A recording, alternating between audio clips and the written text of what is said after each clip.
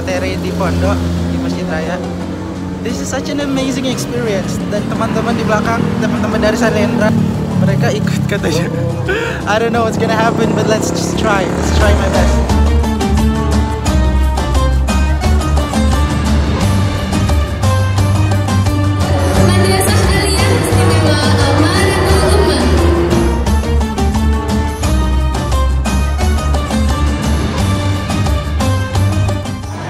Profesor Dr. Kiai Haji Asep Saifuddin Halim MA selaku pendiri dan pengasuh Pondok Pesantren Amanatul Ummah,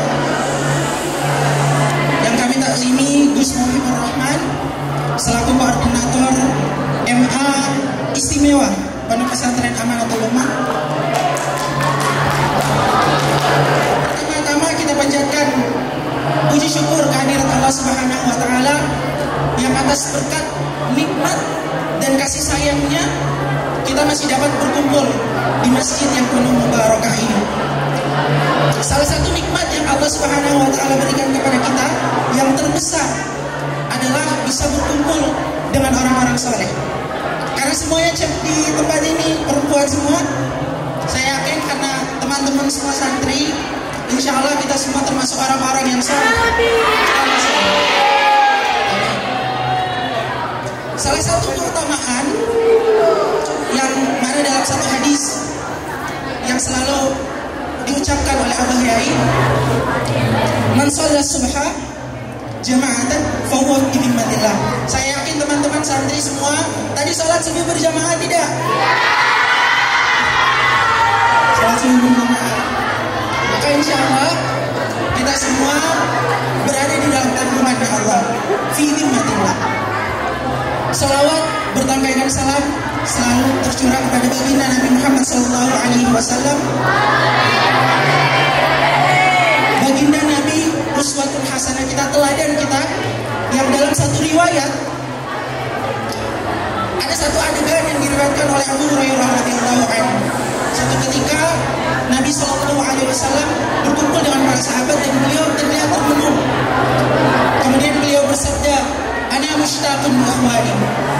Kata Nabi, aku rindu dengan saudaraku. Perhatikan kalimatnya. Ana mushtaqun bi ikhwani. Kata Nabi SAW, aku rindu kepada saudara-saudaraku. Kemudian para sahabat bertanya kepada Rasulullah seraya bingung. Ya Rasulullah, alasna bi ikhwani? Bukankah kami adalah saudara-saudaramu? Kemudian Rasulullah bersabda, La, bal antum ashabi. Kata Rasulullah, tidak, kalian adalah sahabat-sahabatku. Kemudian para sahabat bertanya, wahai Rasulullah, siapa saudaramu? Kata Rasulullah SAW, kalimatnya indah sekali. Ikhwani humul ladzina yu'minuna bi walakinnahum lam yarawni.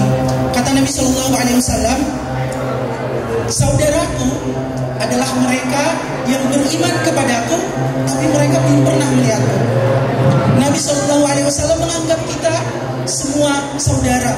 Nabi SAW menganggap semua umatnya adalah saudaranya. Masya Allah, tabarakallah. Kalau kita menganggap Nabi sebagai saudara, kita bukan siapa-siapa. Nabi maksum, Nabi yang mulia. Itu wajar kita mengakui Nabi SAW sebagai kita cinta, bentuk cinta kita kepada Nabi SAW. Tapi dalam hadis ini Nabi menyatakan cintanya dengan menggunakan kata ikhwani. Umatnya, kata beliau, umatku ikhwani, saudaraku, mereka yang datang setelah kalian, mereka beriman kepadaku, kata Nabi SAW, tapi mereka belum pernah melihat. Semoga salawat dan salam senantiasa tercurah kepada beliau, kepada para sahabat, segenap keluarga beliau, dan semoga syafaatnya kelak akan sampai kepada kita, umatnya yang senantiasa berusaha mengikuti ajaran dan sunnah.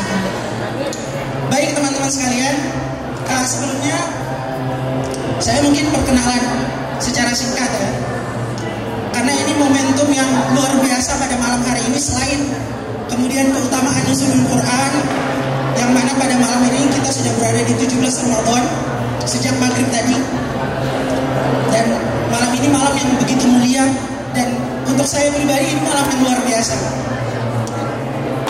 Sejam yang lalu posisi saya masih seperti mbak yang di belakang sana. Ada mbak yang lagi pegang kamera? Saya tadi masih bertugas. Tadi ada acara dengan Gus Bara di rumah dinas. Saya yang ikut Gus Bara, derek Gus Bara untuk mendokumentasikan. Ini luar biasa. Tadi sejam yang lalu saya masih di acara seperti ini, di acara yang sama, buka bersama. Saya masih keliling-keliling sebagai fotografer. Sekarang karena kehendak Allah, qadarullah, saya bisa berbicara di depan teman-teman semua.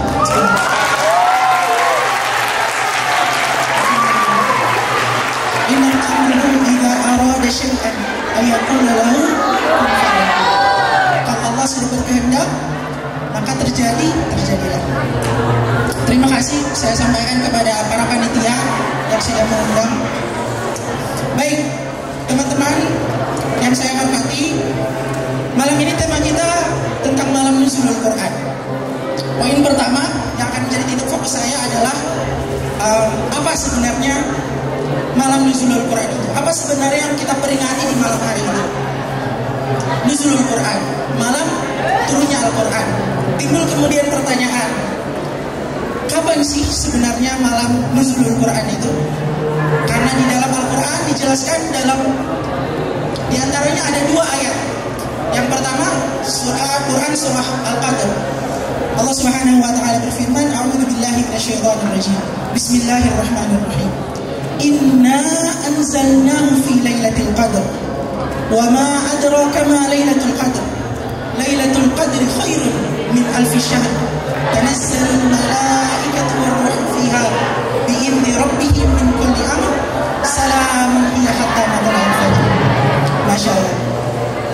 Di dalam Quran surah Al-Qadr, Allah Subhanahu wa taala berfirman, "Sungguh kami telah menurunkan Al-Quran di malam Lailatul Qadar, malam yang penuh dengan kemuliaan, malam yang lebih baik daripada 1000 bulan."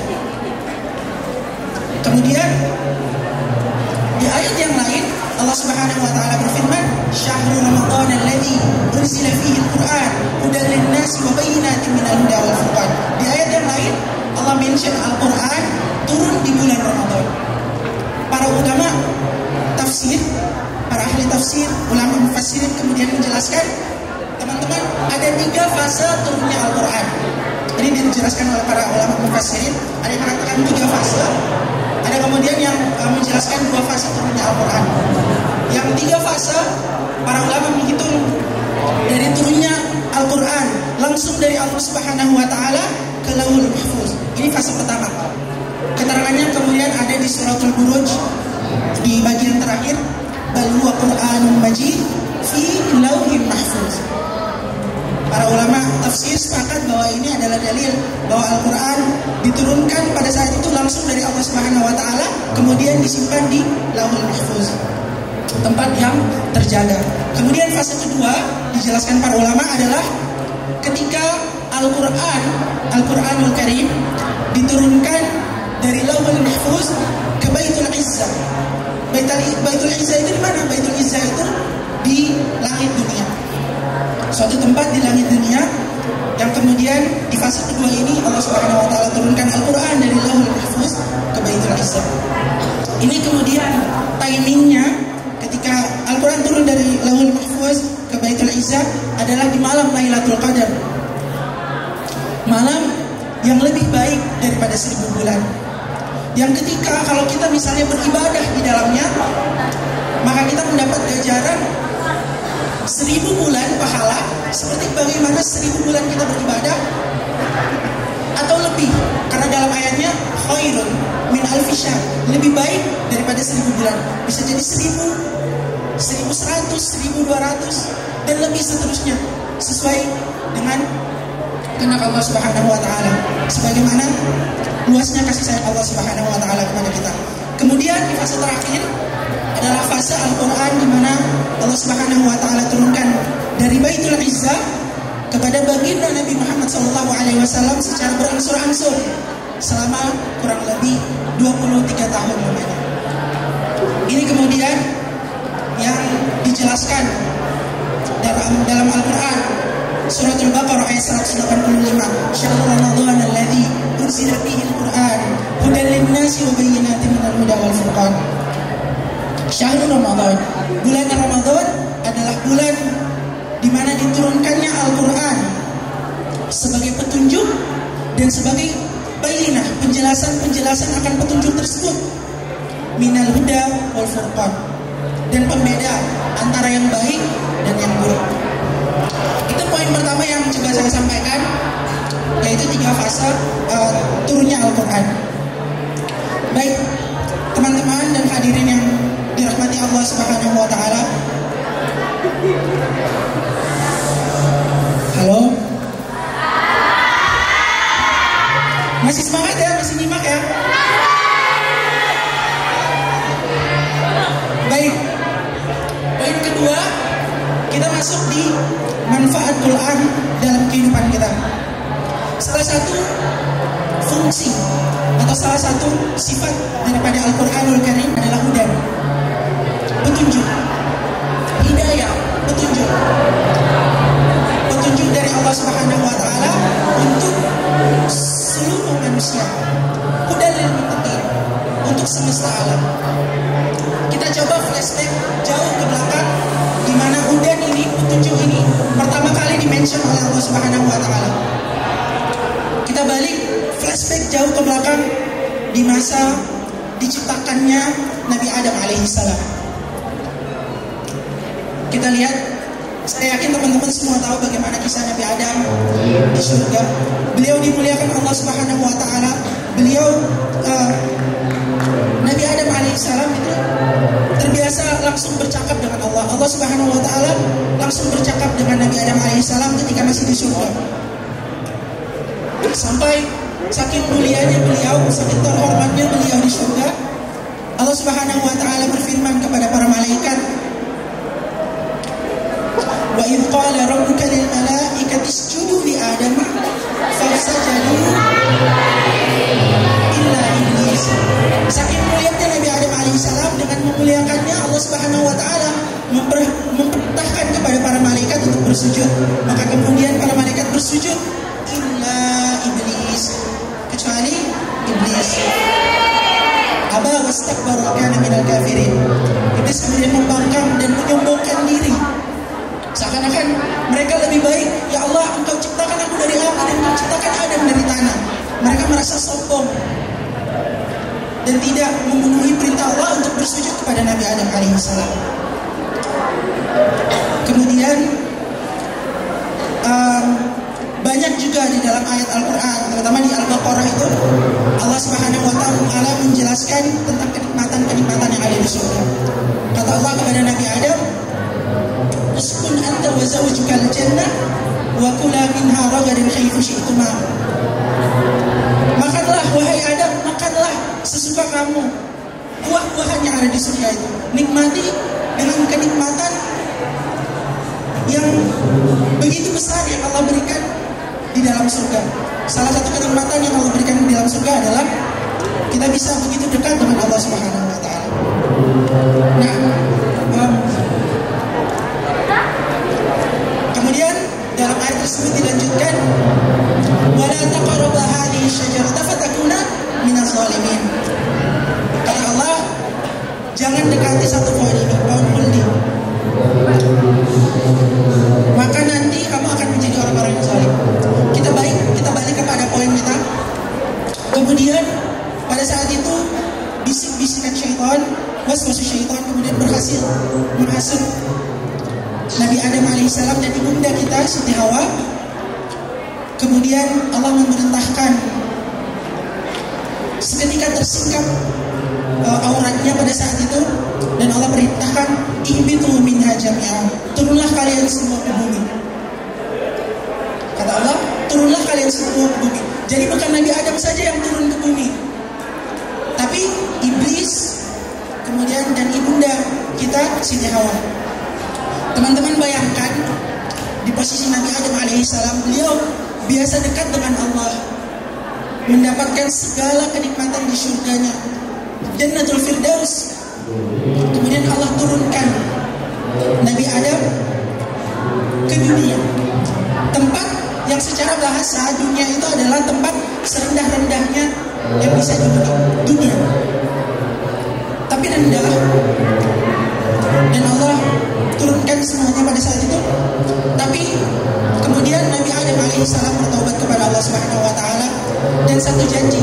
Ini poin penting yang kemudian kita akan mengarah kepada manfaat Quran dalam kehidupan kita.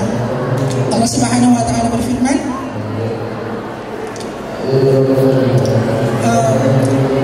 dan ketika datang petunjuk, fa imma ya'tiyannakum minni hudan faman tabi'a hudaya fala khaufun 'alaihim wa la hum yahzanun. Allah janji kepada Nabi Adam, nanti di dalam kehidupan kalian di bumi aku akan turunkan berupa hudan, petunjuk. Faman tabi'a hudaya fala khaufun 'alaihim wa la hum yahzanun. Barang siapa yang berpegang teguh pada hudan ini, maka dia tidak akan merasa sedih. Fala khaufun 'alaihim wa la hum yahzanun. Dia tidak akan takut dan tidak akan gelisah. Maka kemudian abad demi abad berlalu, tahun demi tahun berlalu, bulan demi bulan berlalu. Di antara waktu ini Allah mengutus hudan berupa Rasul, Nabi, dan kitab-kitabnya. Ada kitab Taurat, ada kitab Injil, kemudian ada kitab Zabur dan kitab Injil yang diturunkan Allah Subhanahu wa taala ke Nabi Isa alaihissalam. Kemudian petunjuk terakhir yang mana kita mendapatkannya, yaitu Al-Quranul Karim. Allah Subhanahu wa taala berfirman, ada saatnya petunjuk-petunjuk yang sebelumnya yang diutus kepada baginda Nabi sebelumnya, kepada Nabi Isa, Nabi Musa, itu kemudian selesai masanya. Tapi tidak dengan petunjuk Al-Quranul Karim yang Allah Subhanahu wa taala berikan, yang Allah Subhanahu wa taala wahyukan kepada baginda Nabi Muhammad sallallahu alaihi wasallam. Al-Quran, petunjuk itu kemudian datang kepada kita berupa Al-Quran, mukjizat yang ini menjadi petunjuk yang menjadi pedoman hidup kita. Berbeda dengan kitab-kitab lain, Allah Subhanahu wa taala sendiri yang menjamin keautentikan Al-Quran. Dalam satu ayat Allah Subhanahu wa taala berfirman, "Inna nahnu nazzalna dzikra wa inna lahu lahafizun." Al-Quran, sesungguhnya kami yang menurunkan dzikr. Al-Quran, wa inna lahu lahafizun, dan kami yang akan menjaga, kata Allah Subhanahu wa taala. Poin yang ingin saya garis bawahi di sini adalah bahwa Al-Quran itu, pertama, manfaat yang paling penting daripada Al-Quran, petunjuk supaya kita tidak tersesat. Al-Quran datang kepada kita sebagai rahmat. Al-Quran tidak datang untuk menyebabkan kita tersesat. Al-Quran datang untuk memberikan kabar gembira kepada kita bahwa kita kelak akan bisa kembali dan masuk ke dalam surganya Allah Subhanahu wa taala. Amin ya rabbal alamin. Baik, teman-teman yang dirahmati Allah Subhanahu wa taala, kalau kita berbicara keutamaan Al-Quran, banyak yang saya rasa juga teman-teman sudah tahu. Di antaranya dalam satu hadis Rasulullah Shallallahu Alaihi Wasallam bersabda, ini sebagai motivasi kita untuk kita bagaimana dengan Al-Quran ini senantiasa semangat untuk membacanya, senantiasa semangat untuk mengamalkannya. Kata Nabi Shallallahu Alaihi Wasallam, "Man qara'a harfan min kitabillah, falahu bihi hasanah." Barang siapa yang membaca satu huruf di dalam Al-Quran, kata Nabi, falahu bihi hasanah. Wal hasanatu bi'asyri amsalha. Dan kebaikan ini kalikan menjadi 10 kebaikan. Wala aqulu alif lam mim harfun. Dan aku tidak mengatakan alif lam mim harfun, satu huruf. Akan tetapi alifun harfun, lamun harfun, wa mimun harfun. Ini menjadi motivasi kita untuk terus. Yang mana saya dengar tadi ada juga apresiasi apresiasi untuk teman-teman yang khatam ya Bu ya. Alhamdulillah. Semoga di bulan Ramadan amal ibadah kita, puasa kita, sholat kita, tilawah Al-Quran kita diterima oleh Allah Subhanahu wa Ta'ala. Amin ya rabbal alamin. Baik teman-teman yang dirahmati Allah Subhanahu wa Ta'ala,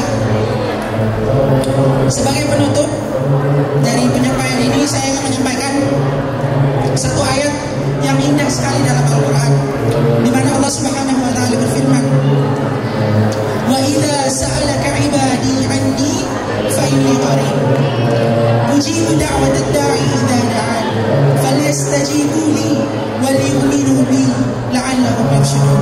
Sadaqallahul azim. Ini ayat yang indah banget yang Allah Subhanahu wa Ta'ala firmankan dan menunjukkan kedekatan Allah Subhanahu wa Ta'ala kepada hambanya. Di satu poin di dalam hidup kita, di satu titik di dalam hidup kita, kita mungkin merasakan di mana kita dekat dengan Allah Subhanahu wa Ta'ala. Sebagaimana Nabi Adam dekat kepada Allah Subhanahu wa Ta'ala ketika beliau di surga, dan kemudian setelah itu kita merasa tergelincir, kita kemudian jatuh di dalam lubang kemaksiatan. Terkadang kita terpikir untuk putus asa. Tapi kata Allah Subhanahu wa Ta'ala, "Ya Muhammad, ketika hambaku bertanya kepadamu tentangku, fa inni qarib." Di setengah ayat itu Allah Subhanahu wa Ta'ala tidak lagi berbicara kepada Nabi sallallahu alaihi wasallam. Tapi Allah langsung berkomunikasi dengan kita, mengatakan kepada kita, "Fa inni qarib." Allah enggak bilang, "Qul fa inni qarib." Katakan ya Muhammad, aku dekat. Tapi ini Allah berhenti berfirman kepada baginda Nabi dan langsung mengatakan kepada kita, "Inni qarib."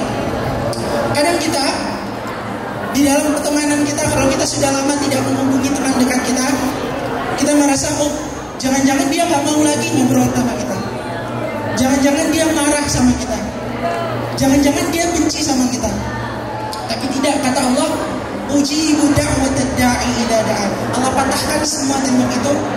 Kita mungkin sering kali berdosa kepada Allah, sering bermaksiat kepada Allah, bahkan kita sering terpikir untuk berputus asa dari rahmat Allah. Tapi kata Allah, "Ujibu da'watad da'i idza da'an." Aku segera mengijabah satu doa yang dipanjatkan hambaku ketika dia berdoa. Ini motivasi untuk kita, di mana kita apapun kesalahan kita, karena kita sebagai manusia adalah tempatnya salah dan lupa. Al-insan mahallul khata' wal isyan. Manusia itu memang tempatnya salah dan lupa. Dalam hadis, kullu bani adam khata'un wa khairu khata'un at-tawwab. Setiap bani Adam itu berdosa. Khata'un kalimatnya, senantiasa berbuat dosa. Kita tuh tercandu-candu berbuat maksiat. Tapi sebagaimana lanjutannya, wa khairu khata'un at-tawwab, sebagaimana sebaik-baiknya orang yang berdosa adalah senantiasa yang beristighfar kepada Allah Subhanahu wa Ta'ala, yang bertaubat kepada Allah Subhanahu wa Ta'ala. Seakan-akan Allah bilang kepada kita, aku tidak peduli sebanyak apapun dosamu, aku tidak peduli sebanyak apapun kesalahanmu, datang kepadaku dan aku akan menjawab doamu. Akan tetapi ada satu syarat, falyastajibu li wal yu'minu bi la'allahum yarshudun. Kata Allah, maka respon juga panggilanku, karena mustahil akan ada respon tanpa ada panggilan. Maka kita panggil Allah Subhanahu wa Ta'ala di dalam salat kita panggil Allah Subhanahu wa Ta'ala dalam doa kita. Mungkin itu teman-teman yang dapat saya sampaikan. Semoga dengan ini bisa ada manfaat yang teman-teman bisa ambil. Jadi di sosial media saya punya dua tipe konten. Yang pertama tentang tadabbur Al-Quran, yang materinya saya coba pelajari. Kemudian yang kedua tentang life hack itu sebenarnya. Jadi poin saya adalah untuk anak muda, bagaimana kita mensiarkan Al-Quran ini supaya bisa dikenal lagi lebih luas, terutama dengan power yang kita miliki saat ini. Anak muda pasti semuanya saya yakin punya sosial media. Ada yang nggak punya Instagram?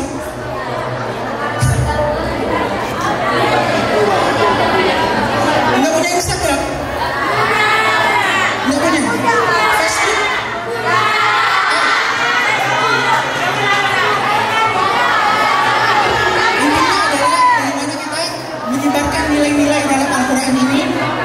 Salah satu platform dakwah kita saat ini adalah sosial media. Mungkin itu. Terima kasih. Baik, terima kasih ya Kak.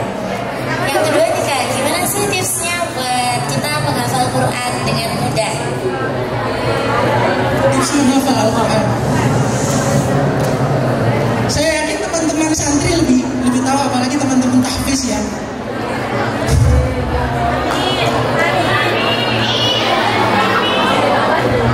Saya yakin teman-teman tahfiz lebih tahu soal ini. Saya di Manado.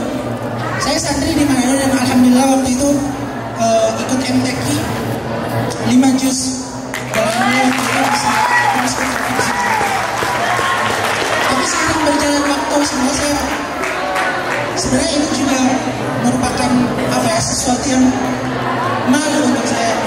Banyak hafalan-hafalan yang kemudian setelah lulus pondok jarang dimurojaah, maka banyak yang hilang. Jadi teman-teman, mumpung teman-teman masih di pondok, selesaikan hafalan Al-Quran dan jaga sampai mungkin, jaga murojaahnya terus. Itu sih. Terima kasih Kakak. Sekali lagi beri tepuk tangan yang meriah. Para hadirin berbahagia, mari sekarang saatnya kita memasuki sesi yang ketiga, yaitu sesi tanya jawab bersama Kak Said. Dan para peserta yang ingin bertanya kepada Kak Said bisa mengangkat tangannya dan maju ke depan dan menyebutkan namanya ya. Oke, silakan yang mau bisa maju ke depan dan menyebutkan namanya.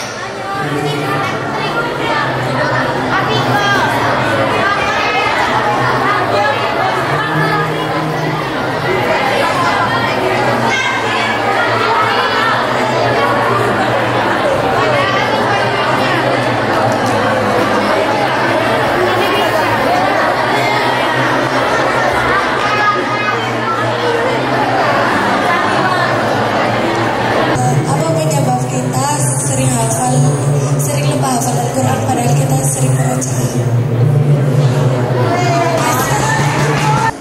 Saya teringat dengan kisah Imam Syafi'i waktu itu.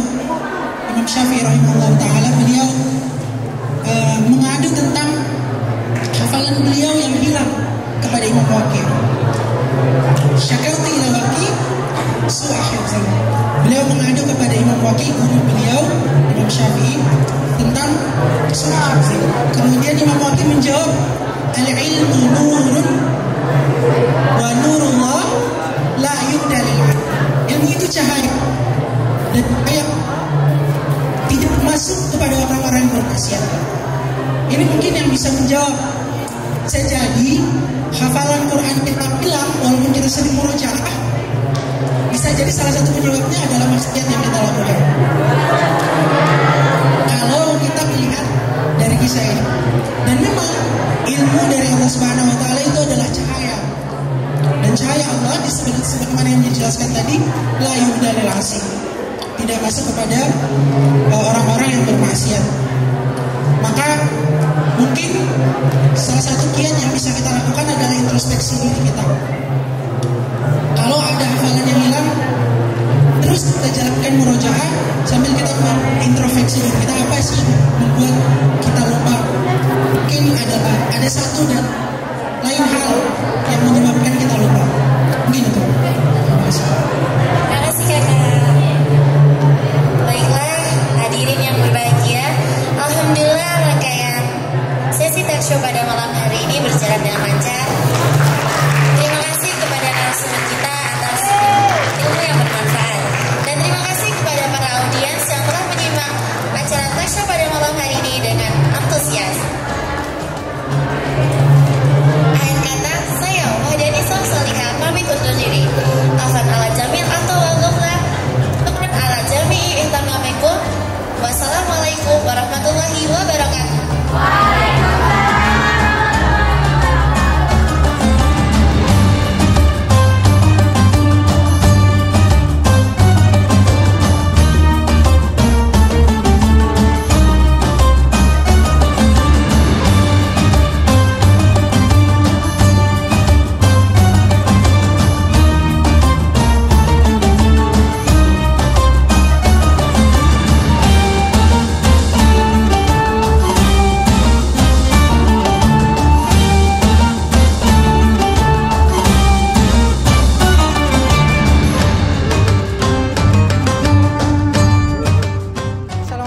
warahmatullahi wabarakatuh. Alhamdulillah acara pada malam hari ini peringatan malam Nuzulul Quran di Masjid Raya Kiai Haji Abdul Halim sudah selesai. Pengalaman yang tentu luar biasa banget untuk saya pribadi juga, karena ini setelah sekian lama. Kalau nggak salah terakhir kali maju kultum di depan saat waktu mondok, tapi alhamdulillah ini berkesempatan lagi. Mau mengucapkan terima kasih untuk para panitia yang sudah turut mengundang, dan juga terima kasih kepada Ibu Ismi Zahria yang sudah dipercaya untuk bisa mengisi materi pada malam hari ini. Terima kasih juga untuk teman-teman dari Sailendra yang ini lagi ikut, lihat di sana. Teman-teman dari Sailendra yang sudah menyempatkan waktu. Pokoknya semuanya terima kasih, dan thank you so much for watching this vlog. Assalamualaikum warahmatullahi wabarakatuh.